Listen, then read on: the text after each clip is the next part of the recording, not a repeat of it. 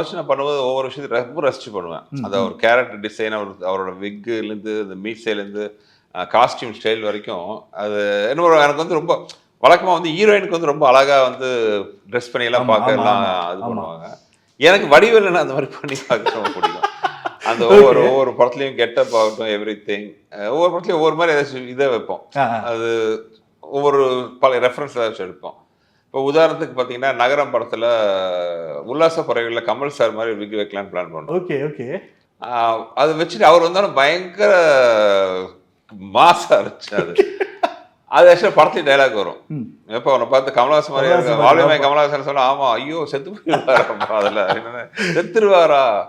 So அந்த கெட்டப்பே வந்து நீங்கள் வடிவேல் நட்ட ஒரு ப்ளஸ் என்னன்னா, நம்ம சீன் பண்ணுறோம், டைலாக் பேசுகிறோம், அதில் அதுக்கப்புறம் அதோட எலிவேஷன் அவர் கெட்டப்லேயே பார்த்தீங்கன்னா ஒரு 30% வந்து ஹியூமர் வந்துடும். ஸோ அதனால் நீங்கள் அதில் ஒரு ஒன்றை சூஸ் பண்ணுங்கன்னு சொன்னால் வந்து ரொம்ப ஒரு கஷ்டமான விஷயம்.